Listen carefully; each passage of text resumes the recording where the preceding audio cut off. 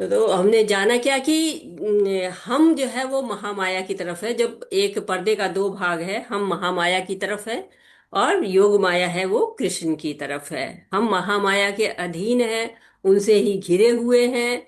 लेकिन जब महाविष्णु की इच्छा होती है सृष्टि करने की, दृष्टि आती है, उनकी दृष्टि पड़ती है रमा देवी पर।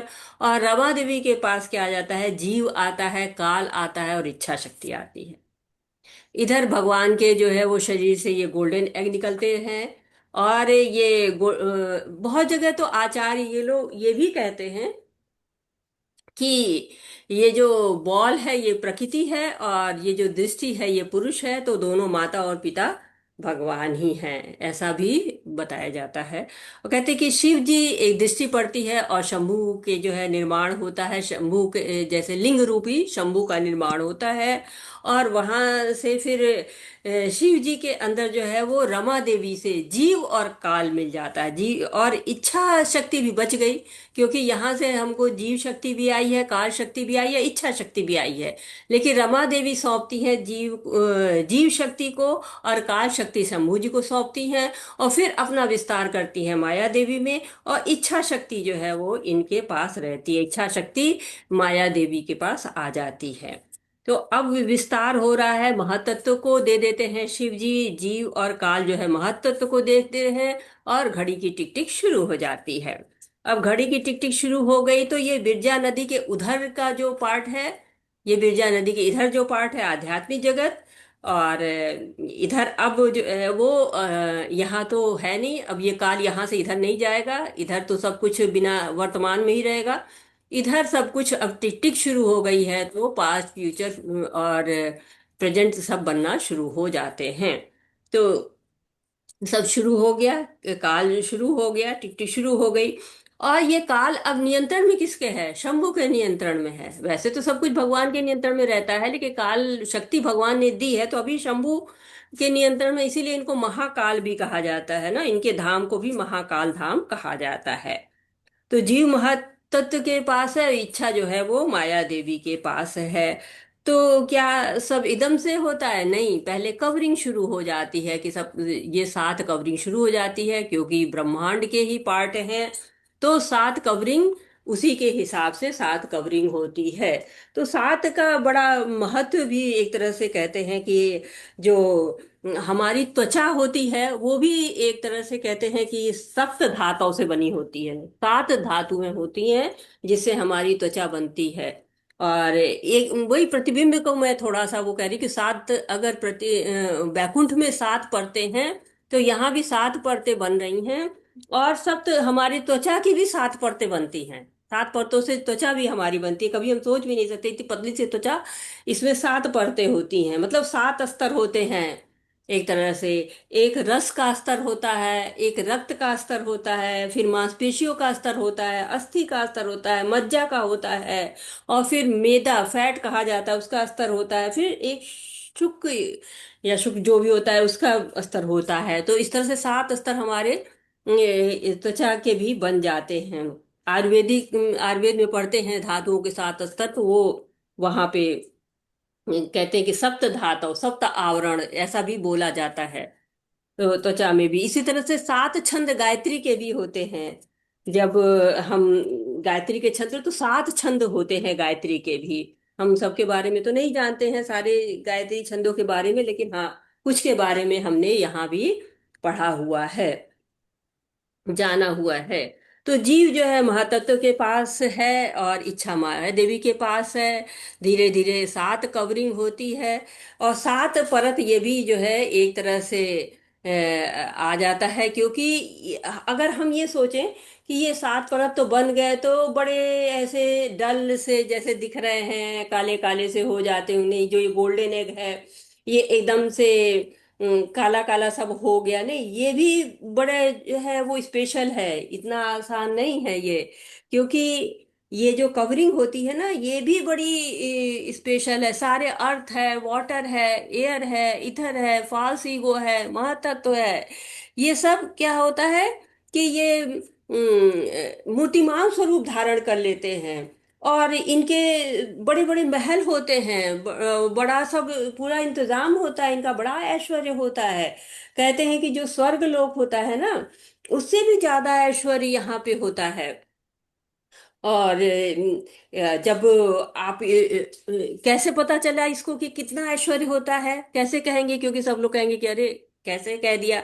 तो जो बृहद भागवत है, बृहद भागवत है ना, उसमें जो है वो गोप कुमार कहानी लिखते हैं। और जो गोप कुमार कहानी लिखते, उसमें लिखते हैं कि जब वो जाते हैं, इस भौतिक जगत को मेरी छोड़ते क्लास हैं। चल रही है इस पे। हरे बोल हरे कृष्णा। तो ओके। ये जो सात परतों को वो छोड़ते हुए जाते हैं ना, इस भौतिक जगत से बाहर निकलेंगे तो ये सात परतों को भेदन करके जाना पड़ेगा ना। जब वहां से निकलते हैं, छोड़ते हैं भौतिक जगत को, तो सबसे पहले वो अर्थ में आते हैं, पृथ्वी में सबसे पहले आते हैं।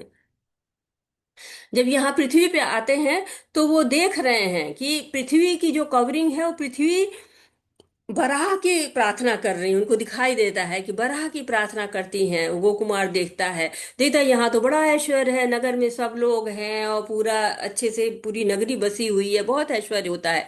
कहते हैं वो कि 14 लोगों में इतना ऐश्वर्य नहीं है जितना यहाँ पर होता है। तो सोचिए कितना ऐश्वर्य होता होगा। और फिर वो जल की परत पे पहुंचते हैं, जल वाले लेयर पे पहुंच जाते हैं। और वहां पे देख रहे हैं कि मत्स्य भगवान जो है वो प्रार्थना कर रहे हैं। फिर और आगे बढ़ते हैं तो देख रहे हैं अग्नि जो है मूर्तिमान स्वरूप में है, वो सूर्य नारायण की प्रार्थना कर रही है, और वायु जो है वो प्रद्युम्न की प्रार्थना कर रहे हैं। और ये आकाश, इधर आकाश को कहा जाता है, तो इधर जो है वो आपको अनिरुद्ध की प्रार्थना कर रहे हैं। और मिथ्या अहंकार जो है वो संकर्षण की प्रार्थना कर रहा है। तो संकर्षण की प्रार्थना हो रही है। कहते हैं संकर्षण से ही सदाशिव आते हैं, फिर सदाशिव से विस्तार हो जाता है, शंभु आते हैं। और उनको मिथ्या अहंकार का क्या कहते हैं, अधिष्ठाता देवता कहा जाता है। जो शंभु है उनको मिथ्या अहंकार का अधिष्ठाता देवता कहते हैं, क्योंकि जीव और काल तो वहां से मिल जाता है, लेकिन अहंकार यहाँ शंभु से ही प्राप्त होता है। अब सबने रूप धारण धर लिया है। अब बल गए महातत्व। तो महातत्व जो है वो वासुदेव की आराधना करते हैं। अब महातत्व आ गए, लेकिन अभी प्रधान भी है ना। लेकिन वो प्रधान हमेशा यहाँ पे नहीं रहता है। प्रधान कभी कभी आ जाते हैं, कभी कभी होते हैं और कभी कभी नहीं होते हैं। तो आप लोग में से कोई बताएगा कि प्रधान किसकी आराधना करते हैं? कोई बताएगा प्रधान किसके द्वारा, किसकी आराधना की जाती है? हरे कृष्ण मैंने बताया था शायद एक दिन। नहीं बताया था कि बताया था? चलिए किसी को याद हो तो बताइए कि जो है प्रधान किसकी आराधना करते हैं?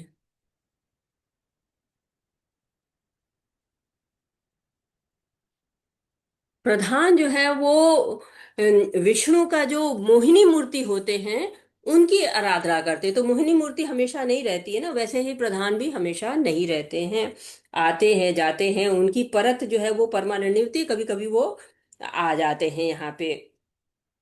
एक तरह से आपको जीव का प्रवेश अभी नहीं हुआ है, तो जीव का प्रवेश होना ही है। तो जीव का प्रवेश अंदर होना है ब्रह्मांड में, तो कैसे होगा? अपने आप तो हो नहीं जाएगा। इसके लिए क्या करते हैं कि गर्भोदकशाही विष्णु को आना पड़ता है। गर्भोदकशाही प्रवेश करते हैं, पूरा खाली रहता है, अंधेरा रहता है। और उनको पसीना आता है, और पसीना आता है और वो यहाँ पर विराजमान, पसीने, इतना पसीने से भर जाता है पूरा इतना, फिर अनंत शेष आते हैं। और कहते हैं कि अब ये अंधेरा क्यों है, क्योंकि ये ब्रह्म ज्योति जो है वो इन सात आवरणों से इधर नहीं आती। बिरजा नदी भी हो सब रुक जाती है। अब ये आध्यात्मिक जगत में की जो रोशनी है वहां तक नहीं पहुंच पाती है, क्योंकि बड़ा यहाँ पर इतनी साथ साथ कवरिंग हो गई है। तो ये जेल की तरह से हो गया है, पूरा जगत जेल की तरह से। और इसकी रखवाली कौन करती है? दुर्गा माता करती हैं। अब जेल के बाहर क्या हो रहा है इधर का कितना सब क्या क्या यहाँ सब रचनाएं रच रही हैं, कुछ भी यहाँ रहने वालों को पता नहीं है। जैसे बस वो क्या करता है, वो तो अपने अपराध की सजा काटता है जेल के अंतर्गत, वैसे हम भी करते हैं। तो ये जगह आचार्य एक बता रहे थे कि जगत क्या है, क्या नारियल की तरह से होता है, एकदम नारियल में जैसे इतना कठोर जो है वो आवरण हो गया, ऐसे नारियल की तरह से रहता है ये। और बाहर का कुछ नहीं दिखता है, आध्यात्मिक जगत नहीं दिखता है। और इसीलिए अंदर जो है जब निकलते तो नारियल में पानी आता है होता है, तो यहाँ पर गर्भोदक्षाई को गर्मी लगी, स्वेद निकला सुगंधित, और आधा ब्रह्मांड भर गया। तो आधा पोर्शन बिल्कुल सुगंधित उसमें भर गया, और आधे पोर्शन में सूर्य रहते हैं। आधे जो है वो इसके ऊपर सूर्य का जो है वो स्थापित होता है, कहाँ होगा अभी बताया जाएगा आगे। और सूर्य रहता है, लेकिन इधर आधे में, तो आधा में सूर्य आधे में पानी। अब गर्भोदकशाही विष्णु आए तो उनके साथ साथ आपको रमा देवी शक्ति आ गई, शक्ति आ गई, फिर बलराम आ गए।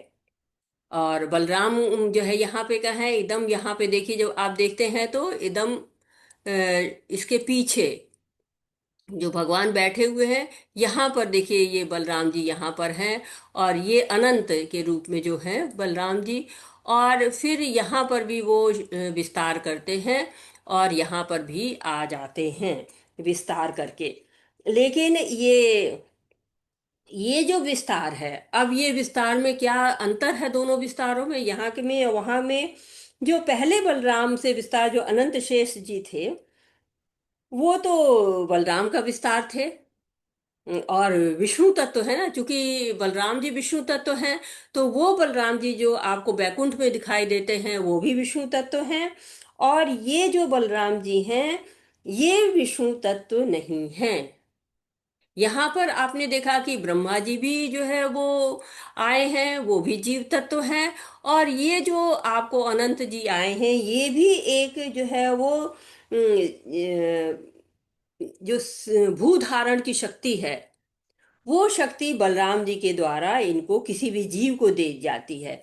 तो बिल्कुल ये आपको एकदम याद रखना है कि बैकुंठ में जो है वो विष्णु तत्व है, और यहाँ पर जो अनंत शेष हैं वो जीव तत्व को ही ये दिया गया है, कार्य दिया गया है। अब ये जो है सेकंड दृष्टिपात होता है, दूसरा दृष्टिपात होता है। तो पहला कहाँ पे हुआ है? हरे कृष्णा। यहाँ पर माता जी रमा गर्भोदशाई देवी, विष्णु जी। माता जी रमा देवी के ऊपर पहले। हाँ, जो पहला जो दृष्टिपात हुआ है वो यहाँ पे दृष्टिपात हुआ है रमा देवी के माध्यम से। और अब ये दूसरा दृष्टिपात हो रहा है, गर्भोदक्षाई विष्णु का दृष्टिपात कहाँ हो रहा है? अपने ही शरीर पे हो रहा है। और अपने ही शरीर हो रहा है, और उनकी नाभि से एक डंडी निकल जाती है। ये डंडी जो है वो जीव की इच्छाओं का प्रतीक है। ये डंडी क्यों है? भगवान के शरीर का ही एक भाग है, लेकिन ये उनकी इच्छा, जीव इसमें भरे हुए हैं, जीव जो है सारे। तभी तो ये जो गर्भोदक्षाई विष्णु हैं, ये आप ये कह सकते हैं कि ग्रुप ऑफ सोल लेके आए हैं, या सेट ऑफ सोल लेके आए हैं। हर एक ब्रह्मांड में अलग अलग जो विष्णु प्रवेश करते हैं, तो वो जो विष्णु है, किस लोक में कौन जाएगा, किस ब्रह्मांड में कौन जाएगा, ये सारा जो निश्चित हो जाता है। तब ये जो गर्भोदक्षाई विष्णु हैं, ये क्या क्या लेके आए हैं? जीव को लेके आए हैं, मन सूक्ष्म शरीर को, यानी मन बुद्धि अहंकार को, इच्छा को, रमादेवी के पास इच्छा थी उसको, कर्म की पूंजी को, सब लेकर आए हैं। और जब सब यहाँ लेके आए हैं, अब जीव तो अंदर बैठे हुए हैं इनके, और वो कुलबुला रहे हैं कि हमारी इच्छा कैसे पूरी होगी। और जब गर्भोदक्षाई विष्णु देख रहे हैं, तो उनको समझे कि इच्छा से भरे जीव हैं, सूक्ष्म शरीर भी साथ में है। अब इनको क्या चाहिए? शरीर चाहिए। क्यों? शरीर के बिना भोग कैसे करेंगे? तो भोग के लिए उनको शरीर चाहिए।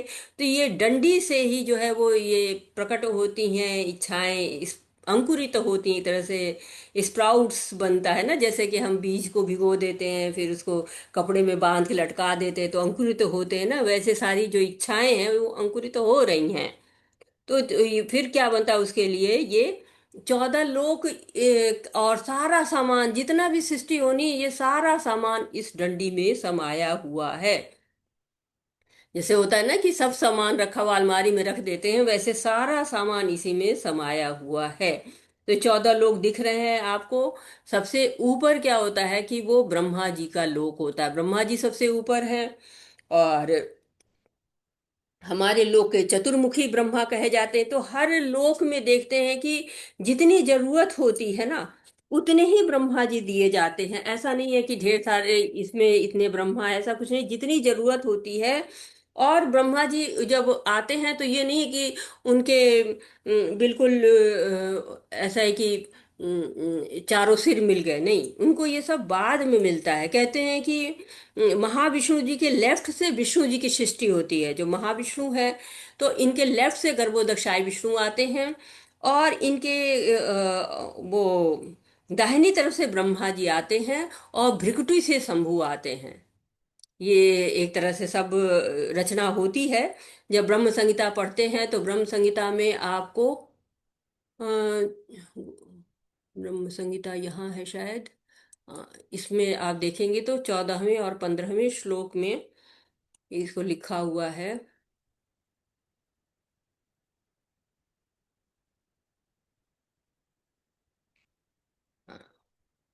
वही महाविष्णु फिर प्रत्येक ब्रह्मांड में एक एक अंश से प्रवेश कर गए, उनका यह प्रत्येक अंश इनकी विभूति अथवा सनातन विशिष्ट होता है। 15वें में देखते हैं क्या लिखा है। इसमें अनुवाद ही नहीं लिखा है 15वें में।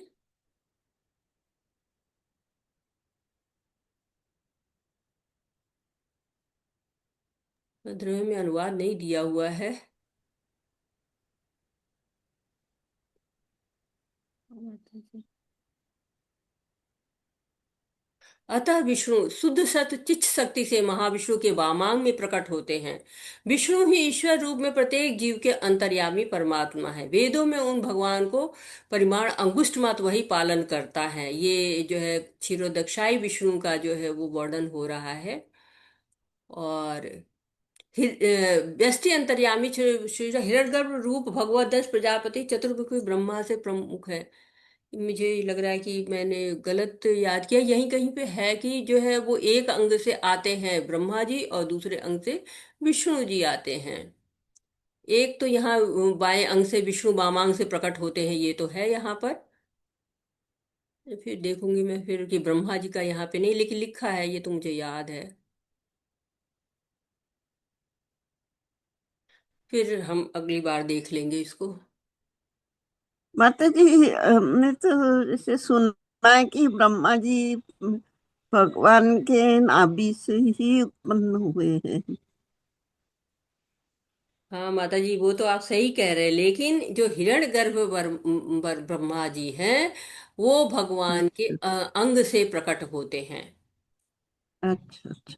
जो आज यहाँ पे मैंने आपको बताया था आप लोगों के कि यहाँ जो अभी पुरुष सुक्तम है वो आदि जो ब्रह्मा है वही लोग स्तुति करते हैं। यहाँ महाविष्णु के पास उनका जन्म होता है। यहाँ उनके लेफ्ट से विष्णु आते हैं और राइट से जो है वो आदि ब्रह्मा जी आते हैं, जो कि स्तुति करते हैं कि उठिए भगवान, सृष्टि करिए। और यहाँ अच्छा। पर एक नहीं 40 देवी देवता आ जाते हैं। हम्म। 40 आदि देवता आते हैं जो यहाँ बैकुंठ से आते हैं। बैकुंठ में ये लोग रहते हैं लोग। यम हैं, वरुण हैं, इंद्र हैं, ये गणपति हैं, ईशान हैं, ये ऐसे करके 40 आदि देवता यहाँ पे आते हैं। सब सूक्ष्म भाव में रहते हैं, लेकिन उनके अंतर्गत ये शक्ति। ये जी। गर्भोदक शाही विष्णु के पास आते हैं क्या माता जी? नहीं, महाविष्णु यहाँ लेटे हैं ना, महाविष्णु के पास। अच्छा माँ। आप कह रहे हैं ना कि वहां पे वो तो ब्रह्मा जो आप कह रहे हैं वो यहाँ से प्रकट हुए हैं ना, ये ब्रह्मा जी। हाँ हाँ हाँ हाँ। यहाँ पर आदि ब्रह्मा आते हैं, जो हिरण्यगर्भा ब्रह्मा जी होते हैं वो यहाँ पर आते हैं। अच्छा अच्छा। जो भगवान भगवान अब विस्तार करते हैं ना, तो हम्म। दाहिनी तरफ से आ जाते हैं उनके गर्भोदक्षाय विष्णु। अच्छा। और बाई नहीं, उल्टे ही बोल रहे हैं ना, बाई तरफ से आ जाते हैं गर्भोदक्षाय विष्णु, दाहिनी तरफ से आ जाते हैं आदि ब्रह्मा। हम्म। और ये आदि ब्रह्मा भगवान से स्तुति करते हैं कि ये पुरुष सुक्ता स्तुति जो दिखाई अभी आपको, उसे वो करते हैं और कहते हैं कि सृष्टि करिए, जगिए भगवान। तो फिर जो है वो ये सारी सृष्टि होना शुरू हो जाती है जब भगवान की इच्छा करती है, तब जब स्तुति से प्रसन्न हो जाते हैं तब। तो यहाँ 40 देवी देवता आते हैं, और उनके अंदर भी शक्तियां होती ही हैं, क्योंकि वो वहां विष्णु तत्व में है। और फिर वो शक्तियां देते हैं बाकी लोग को, जो अपना विस्तार करते हैं उसी रूप में, जिस रूप में रहते हैं, यम जिस रूप में बैकुंठ में रहते हैं उसी रूप में वो यहाँ पर आपके स्वर्ग लोक में रहते हैं। ये स्वर्ग लोक है, यहाँ पर जो है वो लिखा है the abode of Demi God's, देवताओं का धाम है ये। और इस धाम में जो जितने जीव तत्व देवता होते हैं, जो जीव में सबसे अच्छे होते हैं ना, इसीलिए अच्छा बनना है कि कोई, देखिए ब्रह्मा जी बन रहा है, कोई आपको अनंत शेष बन रहा है, कोई वरुण बन रहा है, कोई आपको गणपति बन रहे हैं, सब लोग बन रहे हैं ना। तो ये विस्तार यहाँ पे देवता के आ रहे हैं, जो जीव तत्व में आ रहे हैं, लक्ष्मी जी आती हैं, सब का विस्तार होता है और सब यहाँ पे आते हैं। और ये जो यहाँ पर आदि जो है वो आदि जो देवता आते हैं वैकुंठ से, वो सब शक्तियां देते हैं, ताकि ये जो स्वर्ग में रहने वाले जितने देवी देवता हैं वो भगवान के कार्य में सहयोग करें। तो कहते हैं ना, देवी देवताओं की पूजा करते हैं, तो हम किसकी पूजा करते हैं? देवी देवताओं की, कि उसमें भी जीव तत्व है, लेकिन शक्ति कहाँ से मिली है? भगवान से ही आई हुई है। उनकी शक्तियां हमको देवताओं की इतनी बड़ी लगती हैं कि हम उनको ही भगवान समझ के पूजा करने लगते हैं। हम देखिए कि हाँ, इस दिन हम इनको ये खिलाएंगे, इस दिन हम इनको ये करेंगे, सबके अलग अलग दिन बांध लेते हैं, और उनका ये दिन है, इनको ये चढ़ाना है। ये सब क्या, उनकी शक्तियों की हम पूजा करना शुरू करते हैं। तो ये भी एक तरह से कहा गया ना, अप्रत्यक्ष रूप से हम भगवान की पूजा करते हैं। क्यों? क्योंकि हम शक्तियों की ही पूजा करते हैं। लेकिन अब जब हमको पता चल जाता है कि अलग अलग हम इतने 40 देवी देवताओं की कैसे करें पूजा, तो अच्छा है कि हम भगवान की पूजा करते हैं और सबकी पूजा हो जाती है। जितने भी लोग होते हैं सबकी पूजा, सब देवी देवताओं की पूजा, भगवान को संतुष्ट करेंगे तो सभी लोग संतुष्ट हो जाएंगे। स्मृति शास्त्र में लिखा हुआ है, नान्य भूतो हरेरेव नानश्चैव कदाचन। सब देवी देवता क्या है? भगवान की ही अंश हैं। तो ये लोग एक तरह से सब शक्ति प्राप्त हैं, और शक्ति प्राप्त करके ये सृष्टि के ही कार्य जो है वो चलाते रहते हैं। क्लियर हुआ माता जी? हरे कृष्णा। ज्योति माता जी, क्लियर हुआ आपको? माता जी हरे कृष्णा माता जी। जी माता जी। माता जी जो वैकुंठ से जो चतुर्भुजी सभी है देवी देवताएं जो होती हैं, हम्म। चतुर्भुजीधारी होते हैं, तो यहाँ पे स्वर लोक में वो आते हैं। आ, मतलब वही, मतलब हमारी इच्छाओं को पूर्ति करने के लिए देवी देवता के रूप, यही समझे माता जी। नहीं, ये नहीं समझे माता जी।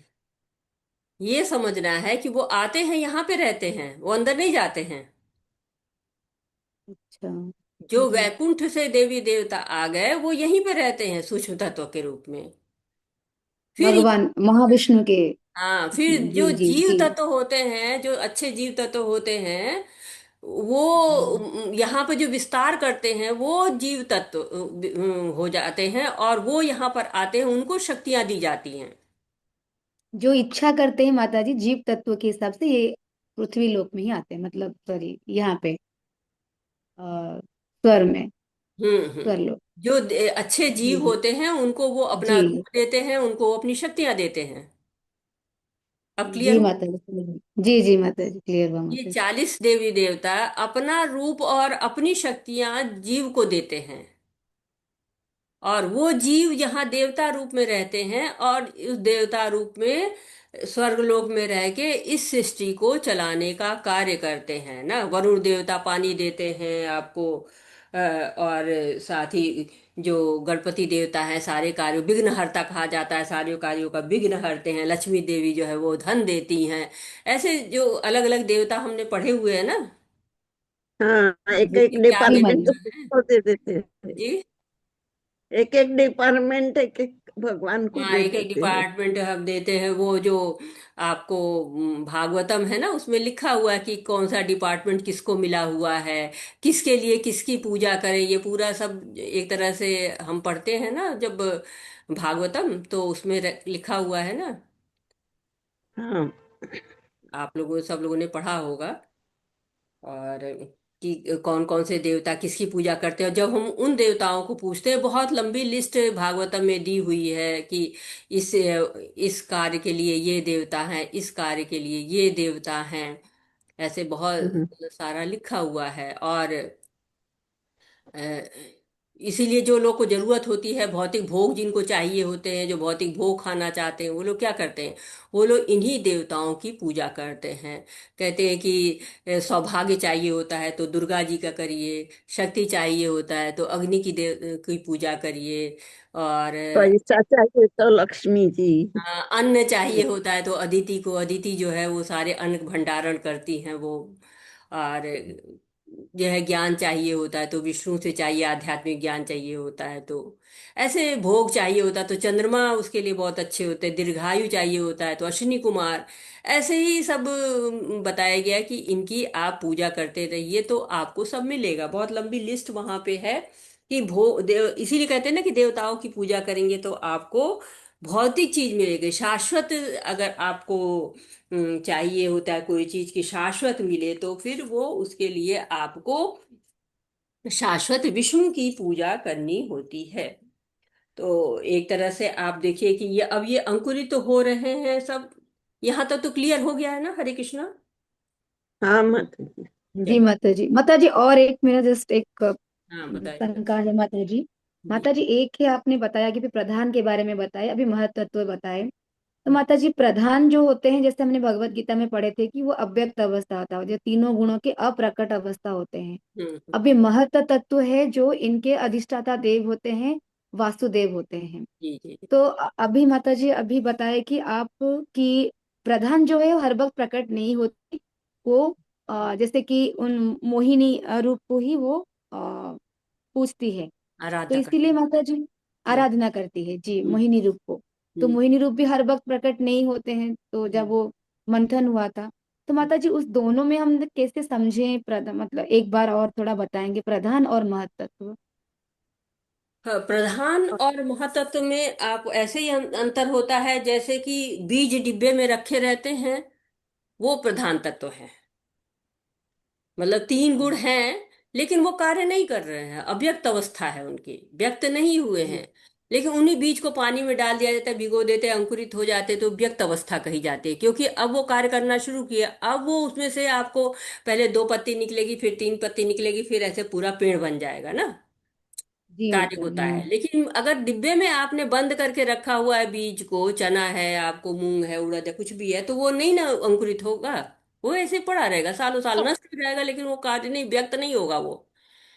जब तक उसको हम्म, अनुकूल वातावरण नहीं मिलेगा वो व्यक्त नहीं होगा।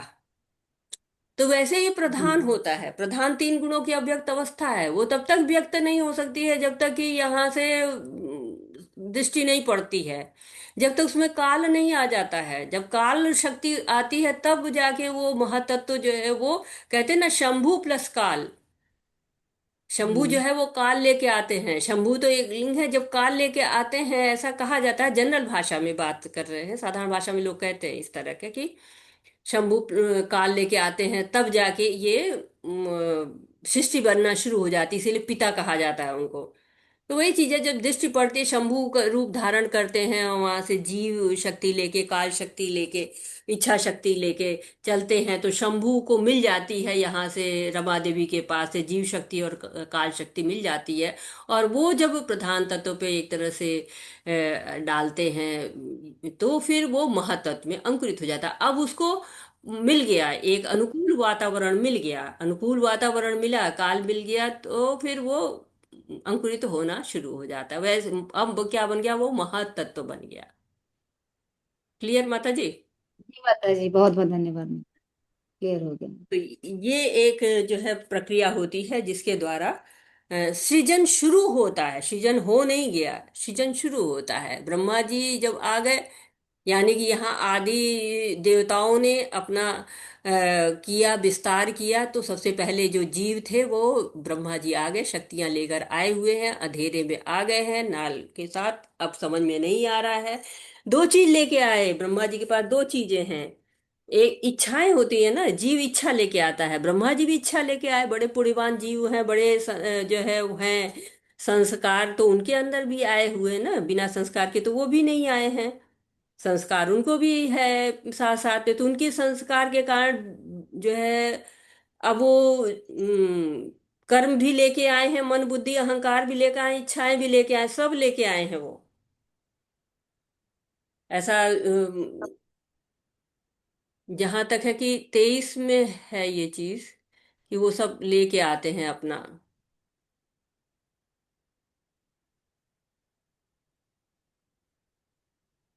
ये लिखा हुआ देखिए, कमल के उत्पन्न होने पर ब्रह्मा ने भगवत शक्ति से परिचालित होकर पूर्व संस्कारों के अनुसार यहाँ पे संस्कार लेकर आए हैं, सृष्टि करने की चेष्टा की, किंतु वह सब दिशाओं में अंधकार के अतिरिक्त अन्य कुछ नहीं देख पाए। तो कहते हैं ब्रह्म की सृष्टि चेष्टा मात्र उनके पूर्व संस्कारों से ही उत्पन्न होती है। समस्त जीव पूर्व जन्म के संस्कारों के अनुसार ही अपना स्वभाव प्राप्त करते हैं, और तदनुसार उनकी क्रिया का प्रारंभ होता है। यही अदृष्ट या कर्म फल कहलाता है। पूर्व कल्प के कर्मानुसार उनकी स्वाभाविक चेष्टा होती, इस प्रकार कुछ योग्य जीव भी ब्रह्मा के पद की प्राप्ति करते हैं। तो अब उनको सारी दिशाओं में अंधकार दिख रहा है। सारी दिशाओं में अंधकार देखने वाले ब्रह्मा के प्रति जब श्री भगवान की दिव्य प्रेयसी विद्या की देवी भगवती सरस्वती ने कहा, हे ब्रह्मा, यह क्लीं कृष्णाय गोविंदाय गोपी जन वल्लभाय स्वाहा मंत्र तुम्हारी ही अभिष्ट सिद्धि कराएगा। तो एक तरह से आप देख रहे हैं कि वो सृजन की इच्छा और नियंत्रण की इच्छा दोनों लेके आए हैं। अब दोनों इच्छाएं हैं, अंधेरा है, सूर्य नहीं है। जब सिर घुमाते हैं तो उनको जितनी आवश्यकता है उतने सिर दिए जाते हैं यहाँ पर। अब सिर की, इतने सिर की क्या जरूरत है क्या? तो काम भी तो बड़ा करना है ना उनको। उनको छोटा मोटा तो काम करना नहीं है, उनको तो सृष्टि का कार्य करना है। तो उनको कितनी जरूरत है, जितनी बुद्धि चाहिए ना, अभी पर्याप्त नहीं, इच्छाएं तो हैं लेकिन बुद्धि कम है। तो उसी के लिए ज्यादा सर दे दिया जाता है, जितना काम जितनी इच्छा उतना सिर। और भगवान तो सबकी इच्छा पूरी करते हैं, ब्रह्मा जी की भी पूरी कर देते हैं। तो अब बैकुंठ में जो सरस्वती देवी है ना, वो स्वयं जो लक्ष्मी का विस्तार है। जब आप नरसिंह रूप को देते हैं तो क्या कहा जाता है? नरसिंह लक्ष्मी कहा जाता है ना, जो नरसिंह भगवान की गोद में बैठी रहती है लक्ष्मी। जी। तो जी वो, माता जी। हाँ, तो वो कहते हैं वो बैकुंठ की सरस्वती हैं वो लक्ष्मी का विस्तार है।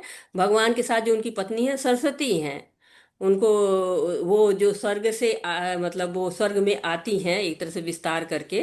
तो सरस्वती जी उनको देती हैं, मंत्र देती हैं।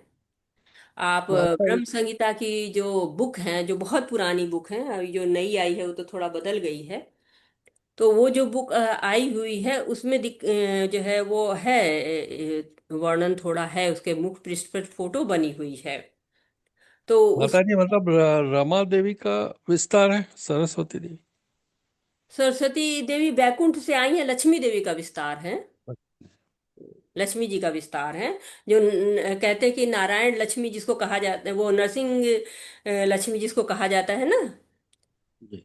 वही वही आती हैं, उन्हीं का विस्तार एक तरह से कहेंगे आता है यहाँ। तो उनको मंत्र देती हैं वो। और ब्रह्म संहिता का जो कवर पेज अब चेंज हो गया है, बहुत पुरानी जिसके पास होगी ब्रह्म संहिता, उसमें उसने देखा हो कि वहां पे भगवान कृष्ण बांसुरी बजा रहे हैं, और ब्रह्मा जी के कान के अंदर उनका ध्वनि जा रहा है। तो यही ब्रह्मा जी हैं, गायत्री मंत्र उनके कान में प्रवेश करता है। और इसका अर्थ है कि जो सरस्वती जी आती हैं, जो कहा गया है ना कि सरस्वती माता आती हैं, और वो उनको देती हैं, ये मंत्र देती हैं, जिसको दिया गया है कि ओम क्लीं कृष्णाय गोविंदाय गोपी जन वल्लभाय स्वाहा। तो ये उनको मंत्र उनके कान में दिया जाता है। तो ब्रह्मा जी के जो एक तरह से गुरु हो गई, उनको कहा जाता है ना, सरस्वती देवी को भी उनके गुरु कहा जाता है। और वो बाद में उनको वो वीणा भी प्रदान करती हैं, जो स्पेशल वीणा है उनकी, वो भी प्रदान करती हैं। तो एक तरह से ये कृष्ण जी के जो वेणु वादन है, उससे जो ये निकलता है मंत्र, और सरस्वती जी के द्वारा जो है उनको दिया जाता है ये मंत्र। तो ये गुरु परंपरा में कृष्ण जी के आ जाते हैं ना, कृष्ण जी से ब्रह्मा जी को ज्ञान मिल रहा है, और वही परंपरा हम तक आई है। तो ब्रह्मा जी सुनते हैं, फिर उनका कार्य शुरू हो जाता है, 14 लोक का निर्माण करते हैं, नियंत्रण करते हैं। तो सृजन की इच्छा जो है और नियंत्रण की इच्छा, वो उनकी पूरी होना शुरू होती है इसके माध्यम से। एक लोग का प्रश्न और आया था, उसको भी मैं क्लियर कर देती हूँ। मैंने उस वक्त उनको नहीं, जो है उनको कहा था मैंने यही कि क्लास में मैं दूंगी, क्योंकि सबको पता चल जाएगा कि ऐसी आशंकाएं और लोग की भी होंगी। उनका प्रश्न ये था कि शिव जी के मंदिर के बाहर भी कछुआ रहता है, देखा आप लोगों ने, ध्यान दिया है? हाँ, देखा है माता जी। तो उससे आप लोग को क्या समझ में आता है कि शिव जी के वो मंदिर में वो कछुआ क्यों रखा रहता है? वो किसका प्रतीक होता है जो कछुआ रखा है? धैर्य। किसका? कूर्म धैर्य का कहा जाता है। वाहक है माता जी, कृष्ण ये शिव जी का। अरे इंद्र कंट्रोल करने के लिए। और मन को नियंत्रण करना, हाँ, मन को नियंत्रण करना। नहीं। कछुए के भांति। जी माता जी। माता जी, कछुए के भांति जैसे अपने मन और इंद्र को नियंत्रण करना, उसी के लिए।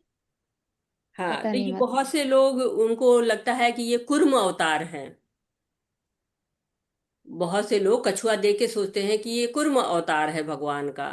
ये वही कच्छप है जो कि वहां पर शिव जी के मंदिर में बाहर, मतलब रहता है बाहर। जी माता जी, हरे कृष्ण जी। आप यही सोच रहे हैं ना कि कुर्म अवतार है ये? जी जी माता जी, मतलब हाँ, शिव जी इसीलिए के मैंने वहां क्लियर नहीं वाहक, किया था और ये नहीं कि। तो वाहन, नहीं तो देखे हैं वाहन। हाँ नहीं, हाँ, माता जी, नंदी देखे हैं, कछुआ कभी ना देखा हमने तो। कछुआ भी रहता है माता जी, पॉन्ड में छोटा सा सामने में बना हाँ के इसको रखते माता हैं। देखा जी, नहीं मैंने भी है। नंदी अब ही देखा, देखूंगी जाके। कछुआ नहीं देखे। कछुआ बाहर रहता है, मंदिर के अंदर कछुआ नहीं। भी रहता है माता जी, आगे में मतलब घुसते भी। हाँ जी, रहता है हर चीज। हाँ, कछुआ जो है मंदिर के अंदर नहीं रहता, नंदी मंदिर के अंदर भी रहती हैं। क्या? है ना, सही है। हाँ हाँ, तो अंदर हाँ मतलब हाँ। मंदिर नहीं, हाँ, मतलब माता जी नहीं, माता जी, प्रांगण में एक तालाब जैसा बना रहता है, मंदिर के अंदर नहीं। ऐसे घुसते ही मंदिर में साइड में रहता है एक पॉन्ड में वो रहता है, मतलब कछुआ। हाँ, लोटा से बना हुआ रहता है। हाँ, हो सकता है माता जी जिस मंदिर में गई हो ना हो वहां पे पौंड की जगह ही ना हो, तो ना हो, या जो क्या करेंगे। जगह नहीं रही होगी, लेकिन ज्यादातर में रहता है। और तो वो पूछा था, तो उन्होंने कहा कि कछुआ क्या होता है, कुर्म अवतार है, लोग कहते हैं कि कुर्म अवतार का है, लेकिन वो कछुआ कुर्म अवतार नहीं होता है।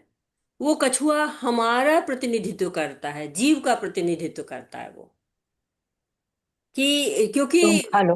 कुर्म अवतार मंदिर के अंदर रहेगा ना, कुर्म अवतार मंदिर के बाहर थोड़ी ना रहेंगे। कुर्म हम्म, अवतार तो विष्णु तत्व है ना, उनको मंदिर के बाहर कैसे रखेंगे? तो इसलिए कहते हैं कि वो जो दूसरे अध्याय में पढ़ते हैं ना हम, कि कछुआ को मतलब है कि वो अपनी इंद्रियों को नियंत्रित रखेगा। कछुए की जैसे अपने को कोई मुसीबत आती है कछुआ को, तो कछुआ तुरंत अपनी सारी इंद्रियों को अंदर ले लेता है, तुरंत अंदर चले। तो वैसे ही हम जीव हैं, हम मंदिर में जा रहे हैं तो अपनी सारी इंद्रियों को नियंत्रित कर लें, और मंदिर में जाके नियंत्रित करेंगे तो धीरे धीरे बाहर भी नियंत्रित करना शुरू कर देंगे। तो इसीलिए कहते कि अपने कम से कम इतना तो करो कि बाहर आ गए हो तो सारी इंद्रियों को समेट के अब कछुआ बन के जाओ अंदर। ये क्या? एक तरह से वो प्रतीक होता है उसका, कि आप कछुआ बन के अंदर जाइए, इंद्रिय भोग के रूप में मत जाइए। जैसे हमको याद है कि जब हम बचपन में थे तो हम मम्मी पापा लोग जो है भगवान को चढ़ाने के लिए प्रसाद देते थे, तो हम यही गिना करते थे कि क्या लड्डू ले लिए, इसमें से कितना ले लिया, इतना कम खाने को मिलेगा। तो हमारे जैसे ये लोग तो को। हम भी सोचते थे। जी। हाँ ये तो बचपन। माता जी हमारे अंदर भी था।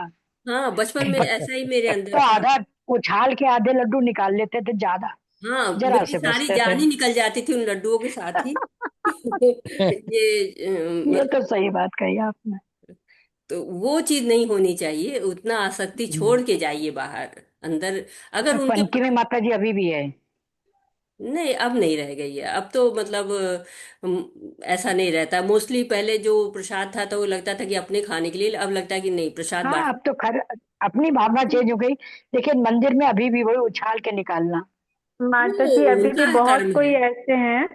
हाँ माता जी अभी भी बहुत कोई हैं जो मंदिर में प्रसाद ले जाने से ही बोलते हैं कि ज्यादा मत ले जाना, नहीं तो पंडित आधा निकाल के रख लेगा। नहीं, वो निकाल के रख लेगा तो ठीक है। अब हमने वो जितना प्रसाद खरीदा उसके प्रति हमारी हम्म। आसक्ति खत्म हो जानी चाहिए कि नहीं नहीं, हमको मिलेगा खाना। हाँ, सही अब बात है। इतना पढ़ने के बाद, पहले तो नहीं था, तो अब की बात बता रहे हैं कि अब वही है कि मंदिर में जाइए तो अपनी इंद्रियों को समेट के। बहुत लोग मंदिर में नहीं। जाते हैं तो उनका मतलब तरह तरह के लोग मंदिर में क्या क्या होते हैं सब पता ही है आपको, क्या क्या लोग किस किस भावनाओं से जाते हैं। उन सही सब है। भावनाओं को, जो भी गलत भावनाएं हैं आपकी, इसको केवल छोड़ दो। भगवान के प्रति प्रेम लेके अंदर घुसे और सब वहीं पे। वो कछुआ हमको तुरंत याद दिला देता है। तो अब कम से कम ये होता है कि जब हम जाते हैं मंदिर में तो समझ में आता है कि नहीं, कछुआ बन जाना है। अब अपने भौतिक जितने भी हैं सब कुछ वो हमको हटा देना है, उनको नहीं रखना है। तो ये आपको, ये जो है, जो हम मंत्र बता रहे थे, जो कि मंत्र है, आपको दिखाती हूँ मैं, क्योंकि कुछ लोग नए हैं, जिन लोगों ने नहीं देखा वो उनको दिखा देती हूँ कि ये भगवान वेणु वादन कर रहे हैं। और ये भगवान की वेणु वादन से ये राधा जी और कृष्ण के बीच में यहाँ से शुरू है ना, ये शुरू होता है, मंत्र शुरू होता है। और इस क्लीम यहाँ बीच में है, मतलब क्लीम बीज कहा जाता है। और यही क्लीन से शुरू होता है। और ये मंत्र पूरा यहाँ से यहाँ तक में पूरा होता है, लेकिन कुछ लोग आधे पर भी इसको क्लिंग करके आधा आधा हर जगह जोड़ते हैं। और ये मंत्र बहुत ही ज्यादा, कहते पावरफुल मंत्र, बहुत शक्तिशाली मंत्र है। और एक तरह से जब आप बड़ा पीडीएफ आता है, जो मंदिरों से आता है, बड़ा पीडीएफ नहीं कहेंगे, बड़ा चार्ट जो गोलोका का आता है, उसमें सुनते हैं कि अब नहीं लिखा हुआ आता है। पहले के जो चार्ट्स हैं उनमें लिखा आता था, अब नहीं लिखा आता है। लेकिन जो पीडीएफ रहता है, जो इधर आपको पीडीएफ इसमें रहता है जहाँ ये सब लिखा हुआ है, ये पूरे पीडीएफ यहाँ पे उनका वर्णन रहता है। लेकिन ये पढ़ने का है, मैं बीच बीच में आपको पढ़ाती भी रहती हूँ। लेकिन थोड़ा चूंकि एक टूटता है, लड़ टूटती है, इस वजह से थोड़ा सा कभी इधर पढ़ाया कभी उधर, नहीं तो ये भी पूरा पढ़ें तो इसमें लिखा है इस चीज़ के बारे में। लेकिन ये जो गोलोकाचार्य आ रहा है, ये नहीं, उसमें ये चीज़ जो मंत्र होते हैं, जो भी कारण हो, लिखना बंद कर दिया गया है, अब नहीं लिखा जाता है। तो ये जो लक्ष्मी है, जो नरसिंह भगवान के गोद में है, ये जो सहस्त्र लक्ष्मियां होती हैं ना, उनमें से एक जो सरस्वती होती हैं वो होती हैं। और ये, लेकिन इनके जो है वो कृपा होती है उस सरस्वती पे, जो कि आती हैं, जीव तत्व आती हैं जो यहाँ पर भौतिक जगत में। तो ये मंत्र बहुत ही शक्तिशाली होता है। और ये मंत्र इतना शक्तिशाली होता है, मुझे बताने में भी डर लग रहा है कि खैर, बताने से कोई ये नहीं कि हमें नहीं लगता कि कोई इतना कर पाएगा, ये मंत्र बताया भी नहीं जाता है। इतना शक्तिशाली मंत्र है, इतना शक्तिशाली है कि ये आपकी सारी भौतिक इच्छा हो चाहे आध्यात्मिक इच्छा हो, सब पूरी कर देता है। ये इसकी बहुत बड़ी पावर होती है। इसीलिए जो लोग होते हैं ब्राह्मण दीक्षा जल्दी नहीं देते हैं, हरि नाम दीक्षा दी जाती है। और इसके बारे में बात करें कि ना करें, ये भी होता है कि गुरु महाराज लोग जल्दी नहीं देते हैं ब्राह्मण दीक्षा। कहते हैं कि होता है कि अभी भौतिक इच्छा कुछ बची हो तो इसको नहीं दे। तो आप कहते हैं ना कि अगर आपके अंदर भौतिक इच्छाएं बची हो तो आप भौतिक लाभ भी इससे प्राप्त कर सकते हैं। इतना, इसीलिए जो लोग हरि नाम दीक्षा देने के बाद अंडर ऑब्जर्वेशन रखा जाता है कि अभी तो भौतिक इच्छा नहीं बची, क्योंकि भौतिक इच्छा पूरी करने लगेंगे तो फिर जन्म मृत्यु के चक्र में पड़ जाएंगे। इसीलिए जल्दी नहीं बिछाते भौतिक इच्छाओं से, इसीलिए दूरी बना के रखते हैं, तब ब्राह्मण दीक्षा बहुत मुश्किल से दी जाती है। तो आज यहीं पे रुकते हैं। हरे कृष्णा हरे कृष्णा, कृष्ण कृष्णा हरे हरे, हरे रामा राम, राम राम हरे हरे। हरे कृष्णा। सभी को हरे हरे कृष्णा।